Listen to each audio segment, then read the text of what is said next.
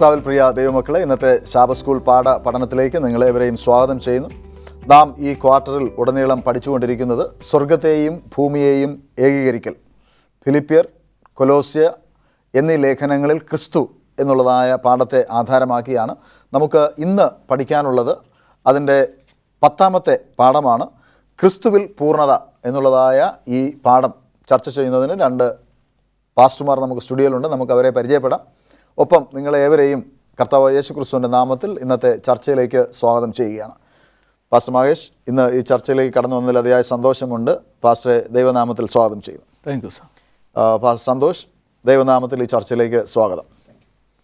കർത്താവ് യേശു ക്രിസ്തുവിൻ്റെ വിവിധ ഭാവങ്ങളെക്കുറിച്ച് നാം പോയ ക്ലാസ്സുകളിലൊക്കെ, പോയ ലെസനുകളിലൊക്കെ നാം പഠിക്കുകയുണ്ടായി. ഇന്ന് നമുക്ക് പഠിക്കുവാനുള്ളത് മാനുഷിക കൽപ്പനകൾക്ക് എതിരായുള്ളതായ ദൈവത്തിൻ്റെ വലിയ താക്കീതിനെക്കുറിച്ചാണ്. മനുഷ്യർ ദൈവ നിയമത്തിന് പകരമായി മനുഷ്യ കൽപ്പനകളും ചട്ടങ്ങളും പ്രമാണിക്കുകയും എന്നാൽ അതിൽ നീതി കണ്ടെത്തുവാൻ തക്കവണ്ണം ശ്രമിക്കുകയും ദൈവപ്രീതി ഇല്ലാതെ മനുഷ്യൻ മാറുകയും ചെയ്യുന്നതായ ഒരു കാഴ്ചയാണ് നമുക്ക് കാണുവാൻ തക്കവണ്ണം സാധിക്കുന്നത്. അതാണ് ഇന്നത്തെ പാഠത്തിൽ ചർച്ച ചെയ്യുന്നത്. 2-ാം അധ്യായം 16-17 വാക്യങ്ങളാണ് മനപ്പാഠ വാക്യമായി നമുക്ക് നൽകിയിരിക്കുന്നത്. അതിപ്രകാരം പറയുന്നു: വിദ്വാൻമാർ തന്നെ കളിയാക്കി എന്ന് ഹെരോദാവ് കണ്ടു വളരെ കോപിച്ചു. വിദ്വാൻമാരോട് ചോദിച്ചറിഞ്ഞ കാലത്തിന് ഒത്തവണ്ണം 2 വയസ്സും താഴെയുള്ള ആൺകുട്ടികളെ ഒക്കെയും ബെത്ലഹേമിലും അതിൻ്റെ എല്ലാ അതിരുകളിലും ആളയച്ചു കൊല്ലിച്ചു.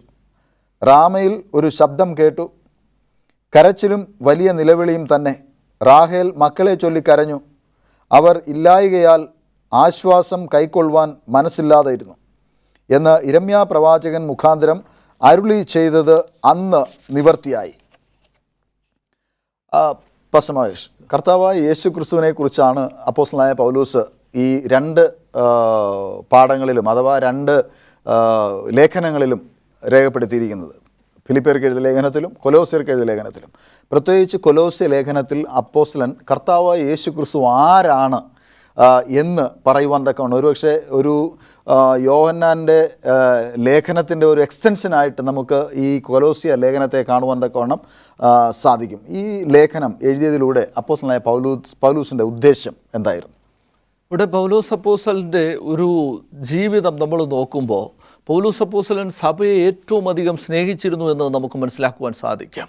സഭയ്ക്കുള്ളിലേക്ക് ദുരാചാരങ്ങൾ കടന്നു വരുമ്പോൾ, തെറ്റായ പഠിപ്പിക്കലുകൾ കടന്നു വരുമ്പോൾ പൗലോസ് അപ്പോസ്തലൻ അതിനെതിരെ സഭയിലെ വിശ്വാസികളെ നിലനിർത്തുന്നതിന് വേണ്ടി, സത്യം ഇതാണ് എന്ന് മനസ്സിലാക്കുന്നതിന് വേണ്ടി വളരെ ശക്തമായിട്ട് ഇടപെട്ടിരുന്നു എന്ന് മനസ്സിലാക്കുവാൻ സാധിക്കും. ഇവിടെ കൊലോസ്യ സഭയിലും നിലനിന്നിരുന്നതായിട്ടുള്ള ചില പ്രതിസന്ധികളുണ്ട്. ഇവിടെ പൗലോസ് അപ്പോസ്തലൻ വളരെ വ്യക്തമായിട്ട് എടുത്തു പറയുന്നു, തത്വചിന്തകളാലും അതുപോലെ തന്നെ വ്യാജ ഉപദേശങ്ങളാലും വഞ്ചനകളാലും ആരും നിങ്ങളെ വഞ്ചിക്കാതിരിക്കുന്നതിന് വേണ്ടി ഞാനിത് എഴുതുന്നു. അപ്പോൾ കൊലോസ്യ സഭയിലെ ജനങ്ങളെ തെറ്റിക്കുന്ന രീതിയിൽ തത്വോപദേശങ്ങൾ, അതിലൂടെ ഉള്ളതായിട്ടുള്ള വ്യാജ ഉപദേശങ്ങൾ, അതുപോലെ അവരെ വഞ്ചിക്കുന്നതായിട്ടുള്ള രീതിയിൽ സത്യത്തെ മാറ്റിക്കളയുന്നതായിട്ടുള്ള ഒരു സാഹചര്യം സഭയ്ക്കുള്ളിലേക്ക് കടന്നു വന്നതായിട്ടുള്ള വേളയിലാണ് പൗലോസ് അപ്പോസ്തലൻ കൊലോസ്യ സഭയ്ക്ക് ലേഖനം എഴുതുന്നത്. 1-ാം അധ്യായത്തിൽ പൗലോസ് അപ്പോസ്തലൻ അവരെ വന്ദനം ചെയ്തതിന് ശേഷം നേരെ കടന്നു ചെല്ലുന്നത് കർത്താവ് യേശു ക്രിസ്തുവിൻ്റെ അസ്തിത്വത്തിലേക്കാണ്.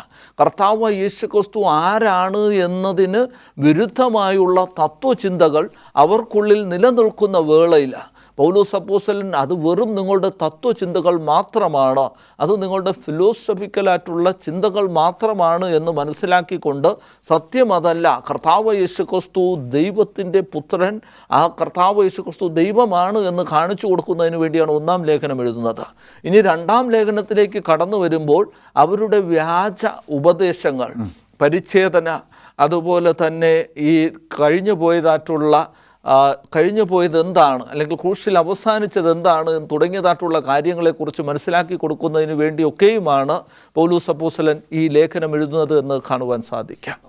അപ്പോസ്തലനായ പൗലോസ്, പാസ്റ്റർ സന്തോഷ്, കർത്താവ് യേശു ക്രിസ്തു ഉപദേശിച്ചതുപോലെ തന്നെ ഈ ചിട്ടയും അടുക്കും, ക്രമം, ഇതൊക്കെ അനിവാര്യമാണ് എന്ന് അപ്പോസ്തലനായ പൗലോസ് പഠിപ്പിക്കുകയുണ്ടായി.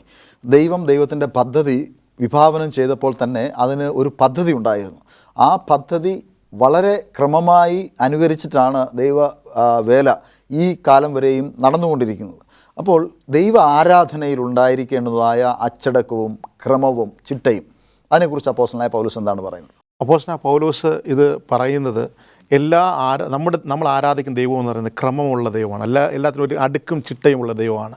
അതുകൊണ്ട് ദൈവത്തെ ആരാധിക്കുന്നതിന് അടുക്കും ചിട്ട ഉണ്ടാകണം. കാരണം നമ്മൾ ആദിമകാലത്ത് പരിശോധിക്കുമ്പോൾ ഏദൻ തോട്ടത്തിൽ കായീനും ഹാബേലും അവർ ആരാധനയിലാണ് വീഴ്ച വരുത്തിയെന്ന് നമുക്ക് കാണാൻ സാധിക്കുന്നു. ദൈവത്തെ ആരാധിക്കുന്നതിന് ക്രമമുണ്ട്. ആ ക്രമത്തിൽ തെറ്റിയപ്പോഴാണ് അവിടെ പ്രശ്നങ്ങളുണ്ടായത്. അത് നമ്മൾ ഉടനീളം വേദപുസ്തകം ഉടനീളം നമ്മൾ പരിശോധിക്കുമ്പോൾ ദൈവത്തെ ആരാധിക്കുന്ന രീതിയിൽ നിന്ന് മനുഷ്യൻ എപ്പോഴൊക്കെ വ്യതിചലിച്ചിട്ടുണ്ടോ അപ്പോഴൊക്കെ അവന് പണിഷ്മെൻറ്റ് ലഭിച്ചിട്ടുമുണ്ട്. അപ്പോൾ ഇവിടെ അപ്പോസ്തലനായ പൗലോസ് ഈ ഒരു ആരാധനാക്രമം, ഒരു ആരാധന രീതി ഉണ്ടെന്നത് ഇവരെ പഠിപ്പിക്കുകയാണ്. നിങ്ങൾ വന്ന വിശ്വാസത്തിൽ നിന്നുകൊണ്ടല്ല ആരാധനയല്ല, ഇവിടെ ഒരു ക്രമമുണ്ട്. ആ ക്രമത്തിൽ, അതായത് യഹൂദന്മാർ ഇത് മാനസാന്തരപ്പെട്ട് വന്നെങ്കിലും അവരുടെ ആചാരങ്ങളെ അനുഷ്ഠാനങ്ങളെ അവർക്ക് കളയാൻ അവർക്ക് മനസ്സിലായിരുന്നു. പക്ഷേ അങ്ങനെയുള്ള സമയത്താണ് അപ്പോസ്തലനായ പൗലോസ് ഇവിടെ പറയുന്നത് അങ്ങനെയല്ല, നമുക്കും ഒരു ആരാധനയ്ക്കൊരു ക്രമമുണ്ട്. നമ്മുടെ ആരാധനയുടെ ക്രമം, ഓരോ ആരാധനാക്രമങ്ങളും കൃത്യമായി പാലിക്കുമ്പോഴാണ് നമ്മൾ ആ ദൈവത്തെ മാനിക്കുന്നു എന്ന് നമുക്ക് മനസ്സിലാക്കാൻ സാധിക്കുന്നത്. അപ്പോൾ മെൽക്കീസദേക്കിനെ പോലെ, അതുപോലെ തന്നെ അഹരോനെ പോലെ ആ ശ്രേഷ്ഠ ഉപദേഷ്ടകന്മാർ കൃത്യമായിട്ടും ദൈവത്തെ ആ ക്രമപ്രകാരം തന്നെയാണ് അവർ ദൈവത്തെ ആരാധിച്ചത്. അപ്പോൾ പൂർവികന്മാർ കാണിച്ചു തന്ന പാതയിലൂടെ തന്നെയാണ് അപ്പോസ്തലനായ പൗലോസ് കൊലോസ്യർ ലേഖനത്തിലും അവരോട് പറയുന്നത് നിങ്ങളും ക്രമമുള്ളവരായിരിക്കണം, ആരാധനയിൽ ക്രമമുള്ളവരായിരിക്കണം എന്ന് നമ്മൾ പഠിപ്പിക്കുകയാണ്. പാസ്റ്റർ, ക്രിസ്തു നടന്നതുപോലെ നാം നടക്കണം എന്ന് അപ്പോസ്തലനായ പൗലോസ് പറയുന്നത് എന്തുകൊണ്ടാണ് ക്രിസ്തുവിനെ നാം അനുകരിക്കേണ്ടത്, ക്രിസ്തു നടന്നതുപോലെ നടക്കേണ്ടത്? ഇവിടെ ക്രിസ്തുവിൻ്റെ കൂട്ടായ്മയിൽ, ക്രിസ്തു ആചരിച്ചതുപോലെ ക്രിസ്തുവിൻ്റെ കൂട്ടായ്മയിൽ നമ്മൾ പങ്കുചേരേണ്ടതിൻ്റെ ആവശ്യകതയെക്കുറിച്ച് പൗലോസ് അപ്പോസ്തലൻ കാണിച്ചു തരികയാണ്. ഇപ്പോൾ സഭയിൽ ഇത്തരത്തിലുള്ള വ്യാജ ഉപദേശങ്ങൾ കടന്നു വരുമ്പോൾ സഭയ്ക്കുള്ളിൽ വിഘടിപ്പ് സംഭവിക്കുമെന്ന് കാണുവാൻ സാധിക്കും. ഇത്തരത്തിലുള്ള ഒരു വിഘടനത്തിലേക്ക് നിങ്ങൾ കടന്നു പോകാതെ ആ ക്രിസ്തുവിൽ നമ്മൾ ഏകീഭവിക്കണം. ക്രിസ്തു ആചരിച്ചതായിട്ടുള്ള കൂട്ടായ്മയിൽ നമ്മൾ പങ്കുചേരണം, നമ്മൾ ഐക്യതയുള്ളവരായി തീരണം എന്നുള്ളതിനെ കാണിക്കുന്നതിന് വേണ്ടിയാണ് പൗലോസ് അപ്പോസ്തലൻ ഈ ഭാഗം ഉപയോഗിച്ചിരിക്കുന്നത്. നമുക്കൊരു ചെറിയ ഇടവേളയുടെ സമയമാണ്. അതിനുശേഷം നമുക്ക് വീണ്ടും ചർച്ചയിലേക്ക് വരാം. പ്രിയ പ്രേക്ഷകരെ, ഒരു ചെറിയ ഇടവേളയ്ക്ക് ശേഷം ഞങ്ങൾ മടങ്ങി വരും. ഞങ്ങളോടൊപ്പമായിരിക്കാം. പ്രിയ പ്രേക്ഷകരെ, ഈ ചർച്ചയിലേക്ക് വീണ്ടും നിങ്ങളെ ഏവരെയും സ്വാഗതം ചെയ്യുന്നു. പാസ്റ്റർ സന്തോഷ്, അപ്പോസ്തലനായ പൗലോസ് ക്രിസ്ത്യാനികളെ സസ്യങ്ങളോട് ഉപമിക്കുന്നു. അതിൻ്റെ വളർച്ചയും അതിൻ്റെ നനവും അതിൻ്റെ പരിപാലനത്തെക്കുറിച്ചൊക്കെ പറയുന്നു. എങ്ങനെയാണ് നമ്മെ സസ്യങ്ങളോട് ഉപമിച്ചിരിക്കുന്നത്? നമ്മൾ അപ്പോസ്തലനായ പൗലോസ് ജനങ്ങളെ പഠിപ്പിച്ച് ദൈവത്തിൻ്റെ വചനങ്ങളെ ആഴത്തിൽ മനസ്സിലാക്കി അവരെ ദൈവത്തിലേക്ക് അടുപ്പിക്കുകയാണ് ചെയ്തത്. അപ്പോൾ ആ ദൈവത്തിൻ്റെ വചനം അവരിൽ ആഴത്തിൽ വേരൂന്നി വളരണമെന്നുള്ളതാണ്. അപ്പോൾ അങ്ങനെ ഉള്ളൊരു ലൈഫ് അവർ നയിക്കുമ്പോൾ മാത്രമാണ് അവർക്ക് പൂർണ്ണമായ നല്ല ഫലം കായ്ക്കുവാൻ സാധിക്കുന്നത്. അപ്പോൾ നമ്മൾ ദൈവത്തിൻ്റെ കൃഷിയെന്നും അപ്പോസ്തലനായ പൗലോസ് പറയുന്നു. നമ്മൾ ദൈവത്തിൻ്റെ കൃഷിയാണ്, നാം ദൈവത്തിൻ്റെ കൂട്ടുവേലക്കാരാണ്. പല സ്ഥലങ്ങളിലും അപ്പോസ്തലനായ പൗലോസ് ഈ ഒരു പ്രയോഗം നടത്തിയിട്ടുണ്ട്. അതായത് പലപ്പോഴും ദൈവത്തിൻ്റെ വചനം മനുഷ്യൻ്റെ ഹൃദയത്തിൽ ആഴത്തിൽ പതിയുമ്പോഴാണ് അതവൻ്റെ സ്വഭാവമായി മാറുന്നത്, അതവൻ്റെ രീതിയായി മാറുന്നത്. ഇത് അപ്പോസ്തലനായ പൗലോസ് പറഞ്ഞിരിക്കുന്നു. അതുപോലെ തന്നെ നമ്മൾ സങ്കീർത്തനത്തിൽ പഠിക്കുമ്പോൾ ദുഷ്ടന്മാരുടെ ആലോചന പ്രകാരം നടക്കാതെയും പൗളുടെ വഴിയിൽ നിൽക്കാതെയും പരിഹാസരുടെ ഇരിപ്പിടത്തിലിരിക്കാതെയും ദൈവത്തിൻ്റെ വചനത്തെ രാപ്പകൽ ധ്യാനിക്കുന്നതും ഭാഗ്യവാൻ, അവൻ ആട്ടിരക്കത്ത് നട്ടിരിക്കുന്നതും തക്ക കാലത്ത് ഫലം കായ്ക്കുന്നതുമായ വൃക്ഷം പോലെ ഇരിക്കുന്നുവെന്ന് ദാവീദ് പറയുന്നുണ്ട്. അപ്പോൾ ഇതുപോലെ നമ്മൾ തക്ക കാലത്ത് ഫലം കായ്ക്കുന്നവരായിരിക്കണം. അതുപോലെ തന്നെ നമ്മുടെ ആ ഫലമെന്ന് പറയുന്നത് അത് മറ്റുള്ളവന് ഹാമാവാതെ, മറ്റുള്ളവന് പ്രതിസന്ധി ഉണ്ടാക്കാതെ, അത് അവന് ഏറ്റവും ഒരു അനുകൂലമായ സാഹചര്യത്തിൽ അവന് വേണ്ടി പ്രവർത്തിക്കുന്നതായിരിക്കണമെന്ന് നമുക്കിവിടെ കാണാൻ സാധിക്കുന്നു. അപ്പോൾ ഇവിടെ സസ്യമെന്ന് പറയുന്നത് ദൈവത്തിൻ്റെ വചനത്തെ ആഴത്തിൽ വേരൂന്നി പഠിക്കുക എന്നതിനെയും ഇത് അർത്ഥമാക്കുന്നുണ്ട്. ഒരു സസ്യം അതിന് വേര് ഓട്ടമില്ലെങ്കിൽ അത് മുരടിച്ചു പോകും, വളരില്ല, പിന്നത്തേതിലായി അത് കരിഞ്ഞും പോകും. പാസ്റ്റർ മഹേഷ്, ക്രിസ്തുവിനെ സ്വീകരിക്കുന്നതിന് നാം സ്വയം മരിക്കണം എന്ന് പറയുന്നു. സാധാരണ മരിപ്പ് എന്ന് പറയുന്നത് ഒരു വട്ടം ഉള്ളതായ കാര്യമാണ്. പക്ഷേ അപ്പോസ്തലനായ പൗലോസ് പറയുന്നത് ദിനം തോറും നാം മരിക്കണമെന്നാണ്. എങ്ങനെയാണ് ഒരു വ്യക്തിക്ക് ക്രിസ്തുവിനെ നേടേണ്ടതിന്, ക്രിസ്തുവിൽ ആയിരിക്കേണ്ടതിന് ദിനം തോറും മരിക്കുവാൻ കഴിയുന്നത്? ഇപ്പോൾ കർത്താവ് യേശു ക്രിസ്തു നമ്മളിൽ വസിക്കുകയാണ് എങ്കിൽ ആ ക്രിസ്തു നമ്മളിൽ വളരും. അങ്ങനെ ക്രിസ്തു നമ്മളിൽ വളരുമ്പോൾ നമ്മുടെ ജഡീക സ്വഭാവങ്ങൾ നമ്മളിൽ നിന്നും അകന്നകന്നകന്നു പോകും. ദൈവം അധിവസിക്കുന്നത് പരിശുദ്ധമായ ഇടത്താണ്. അപ്പോൾ ദൈവത്തിൻ്റെ പുത്രനായ ക്രിസ്തു നമ്മളിൽ വസിക്കണമെങ്കിൽ നമ്മൾ നമ്മുടെ ജഡീക സ്വഭാവങ്ങളെ ദിനം പ്രതി കൊന്നെങ്കിൽ മാത്രമേ ഇവിടെ പൗലോസ് അപ്പോസ്തലൻ ഒരു ഭാഗത്ത് എടുത്തു പറയുന്നതായിട്ടുള്ളൊരു കാര്യമുണ്ട്. ഈ ലോകത്തിലെ ചില ജഡീക സ്വഭാവങ്ങളെ പൗലോസ് അപ്പോസ്തലൻ അവയവങ്ങളോട് ഉപമിക്കുന്നതായിട്ട് കാണുവാൻ സാധിക്കും. അപ്പോൾ നമ്മുടെ ശരീരത്തിൽ എന്തെങ്കിലും രോഗാവസ്ഥകൾ ഉണ്ടായാൽ ആ അവസ്ഥകളെ നമ്മൾ നീക്കിക്കളയും. അങ്ങനെ ആ അവസ്ഥകളെ മാറ്റിക്കളയുമ്പോഴാണ് ശരീരം മെച്ചപ്പെട്ടു വരുന്നത്. അതുപോലെ തന്നെ നമ്മളെ കാർന്നു തിന്നുന്നതായിട്ടുള്ള ജഡീക അവസ്ഥകളെ നമ്മൾ ദിനം പ്രതി കൊന്നു കളഞ്ഞുകൊണ്ടിരിക്കുമ്പോൾ, അല്ലെങ്കിൽ അതിനെ മരിപ്പിച്ച് കളയുന്നതായിട്ടുള്ള സാഹചര്യം ഉണ്ടാകുമ്പോൾ ശരിക്കുള്ള ആത്മാവ്, ദൈവത്തിൻ്റെ ആത്മാവ്, കർത്താവ് യേശുക്രിസ്തു വളരെ മനോഹരമായിട്ട് നമ്മളിൽ വസിക്കുകയും നമ്മൾ വളരുകയും ചെയ്യും. അതുകൊണ്ടാണ് ഇവിടെ പൗലോസ് അപ്പോസ്തലൻ നമ്മൾ ദിനം പ്രതി മരിക്കേണ്ടതിൻ്റെ ആവശ്യകതയെക്കുറിച്ച് എടുത്ത് കാണിക്കുന്നത്. പാസ്റ്റർ, അതുപോലെ കൊലോസ്യർക്കെഴുതിയ ലേഖനം 2-ാം അധ്യായം അതിൻ്റെ 14-ാം വാക്യം വളരെ ചർച്ച ചെയ്യപ്പെടുന്നതായ ഒരു വാക്യമാണ്. കർത്താവായ യേശു ക്രിസ്തുവിൻ്റെ 10 കൽപ്പനകൾ ക്രൂശിൽ തറച്ചു എന്നുള്ളതായ ഒരു ആക്ഷേപം ആ വാക്യത്തിൽ ഒളിഞ്ഞ് ഇരിപ്പുണ്ട്. എന്തുകൊണ്ടാണ് അപ്രകാരം ആ വാക്യത്തിനെ ആക്രമിക്കപ്പെടുകയും പ്രത്യേകിച്ച് ശബത്ത് അടങ്ങുന്നതായ ദൈവത്തിൻ്റെ ന്യായപ്രമാണം മാറിപ്പോയി എന്ന് പറയുവാനും ഇടവരുന്നത്?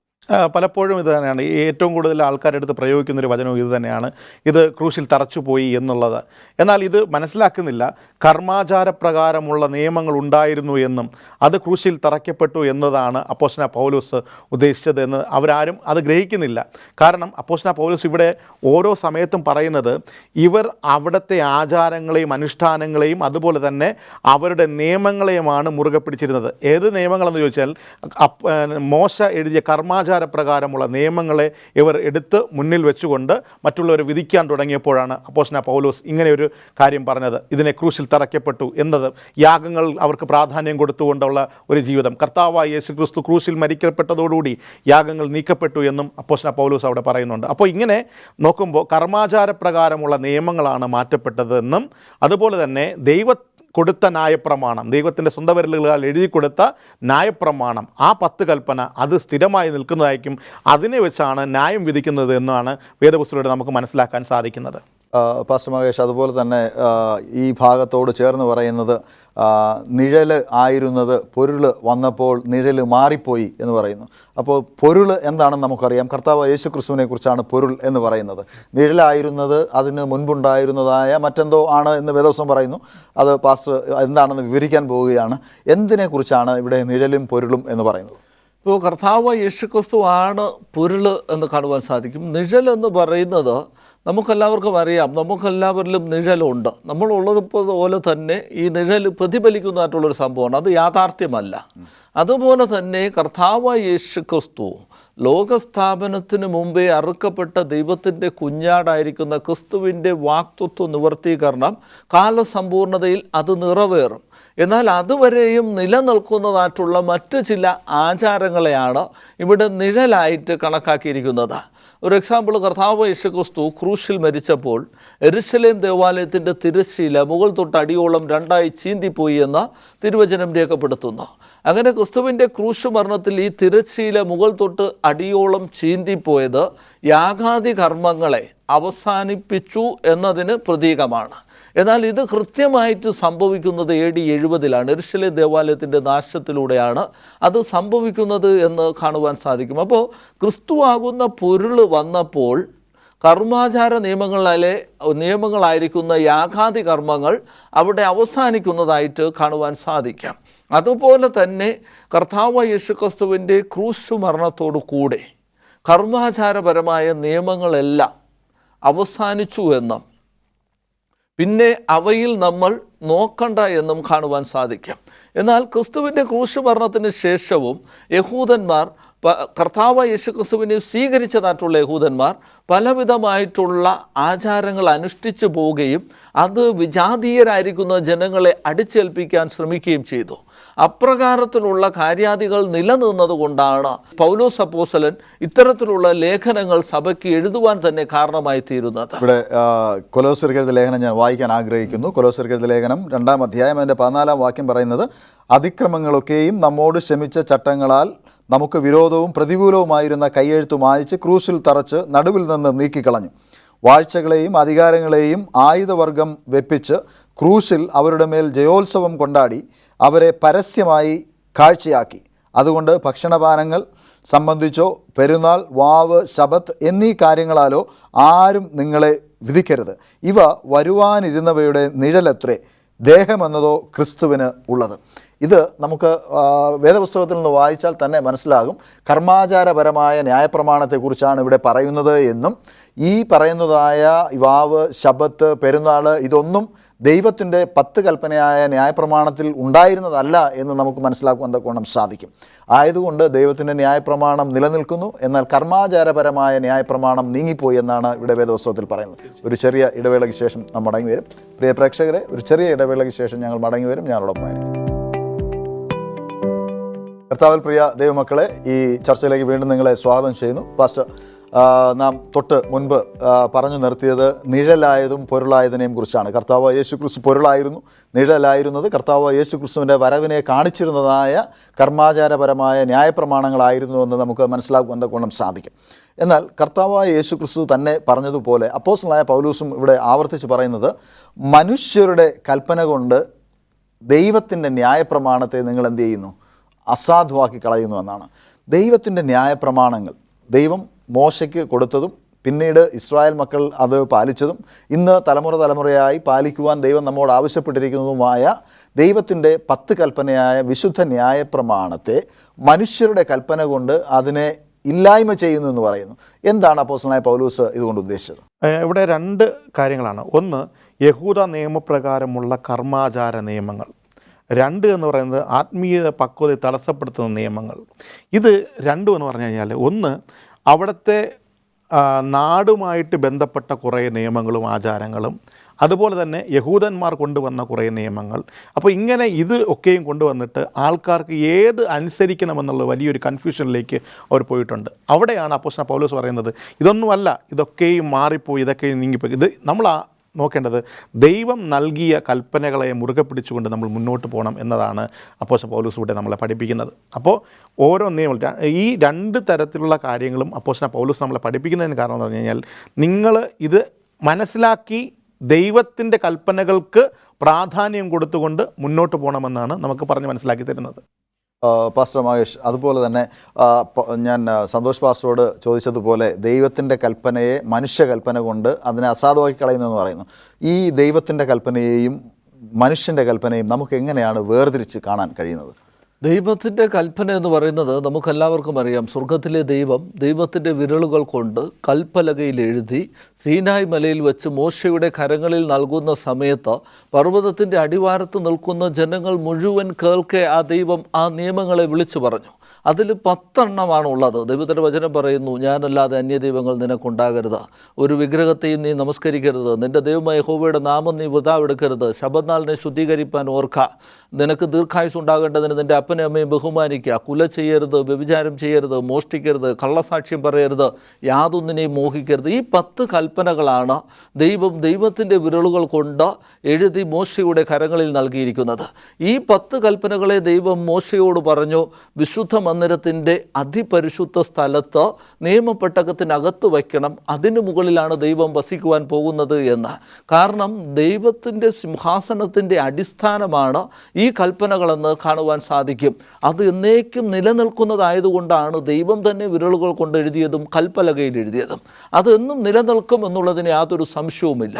എന്നാൽ ഇതോടൊപ്പം കർമാചാരപരമായ നിയമങ്ങൾ ദൈവം മോശയ്ക്ക് പകർന്നു കൊടുക്കുകയും മോശ അത് വിരലുകൾ കൊണ്ട് അല്ലെങ്കിൽ എഴുതി അതുപോലെ തന്നെ വിശുദ്ധ മന്ദിരത്തിൽ സൂക്ഷിച്ചിരുന്നുവെന്നും കാണുവാൻ സാധിക്കും. അതിനെ നമ്മൾ നോക്കുമ്പോൾ 613 നിയമങ്ങൾ അതിൽ നിലനിന്നിരുന്നു എന്നും കാണുവാൻ സാധിക്കും. ഇത് 10 കൽപ്പനകളിൽ ചേരുന്നതല്ല. ഇത് കർമാചാരപരമായിരിക്കുന്ന നിയമങ്ങളാണ്. അത് യാഗാദി കർമ്മങ്ങളെ കുറിക്കുന്നതും ചെയ്താൽ എന്ത് ചെയ്യണം എന്നുള്ളതിനെ കുറിച്ച് വിവരിക്കുന്നതായിട്ടുള്ള നിയമങ്ങളാണ്. അപ്പോൾ പാപത്തിന് പരിഹാരമായി ക്രിസ്തു കടന്നു വരുമ്പോൾ ഈ നിയമങ്ങളൊക്കെയും മാറിപ്പോകും, അതിന് പിന്നെ നിലനിൽപ്പില്ല. അതുകൊണ്ടാണ് ദൈവത്തിൻ്റെ വചനം പറയുന്നത് അത് ക്രൂശിൽ തറച്ച് നീങ്ങിപ്പോയി എന്ന്. എന്നാൽ ഈ 10 കൽപ്പനകൾ നിത്യമായി നിലനിൽക്കുന്നതാണ്. അത് നമ്മുടെ നിത്യജീവന് ആധാരമാണ്. അത് നമ്മൾ അനുസരിച്ച് നടക്കുന്നതിലൂടെ നമ്മുടെ ജീവിതത്തിൽ സമാധാനവും സന്തോഷവും കൊണ്ടുവരുന്നു. അത് മറ്റുള്ളവരുടെ ജീവിതത്തിൽ സന്തോഷം പകർന്നു കൊടുക്കുന്നു. അതുകൊണ്ട് ഈ കൽപ്പനകൾക്ക് ഒരിക്കലും നീക്കം വരുവാൻ സാധ്യമല്ല. അതിൻ്റെ മധ്യത്തിലെ 4-ാം കൽപ്പനയും ക്രൂശിൽ തറച്ച് നീങ്ങിപ്പോയിട്ടില്ല. പകരം കർമാചാര നിയമങ്ങളിൽ പറയുന്ന ഉത്സവങ്ങളാണ്, 7 ഉത്സവങ്ങളെ പ്രദാനം ചെയ്യുന്ന ശബതുകളാണ് നീങ്ങിപ്പോയിരിക്കുന്നത് എന്ന് കാണുവാൻ സാധിക്കും. പാസ്റ്റർ, ദൈവത്തിൻ്റെ വചനത്തിൽ പറയുന്നത് ഞാൻ നേരത്തെ പറഞ്ഞതുപോലെ തന്നെ കൊലോസ്യർക്ക് എഴുതിയ ലേഖനം 1-ാം അധ്യായം അതിൻ്റെ 9-ാം വാക്യത്തിൽ പറയുന്നത് ക്രിസ്തുവിൽ അഥവാ അവനിൽ അല്ലോ ദൈവത്തിൻ്റെ സകല സമ്പൂർണ്ണതയും ദേഹരൂപമായി വസിക്കുന്നത് എന്ന് പറയുന്നു. അതുപോലെ തന്നെ അപ്പോസ്തലനായ പൗലോസ് കൊലോസ്യർക്ക് എഴുതിയ ലേഖനത്തിൽ പറയുന്നത് ക്രിസ്തു സഭയ്ക്ക് തലയാകുന്നു എന്ന് പറയുന്നു. അപ്പോൾ ഒരു ആധിപത്യം, ഒരു ഭരണകർത്താവ് എന്ന നിലയ്ക്കാണ് കർത്താവ് യേശു ക്രിസ്തുവിനെ എന്ത് ചെയ്യുന്നത് ഈ കൊലോസ്യ ലേഖനത്തിൽ പൗലോസ് വരച്ച് കാണിച്ചിരിക്കുന്നത്. അപ്പോൾ ആ കർത്താവിനെ അവൻ മനുഷ്യനായിരുന്നപ്പോഴും അവൻ മനുഷ്യ വേഷം ധരിച്ച് ഭൂമിയിൽ വന്ന് നമ്മോട് കൂടെ ഇരുന്നപ്പോഴും ആ ഒരു പദവി കർത്താവ് യേശു ക്രിസ്തുവിനുണ്ടായിരുന്നു. അത് നമ്മോട് എന്താണ് പറയുന്നത്?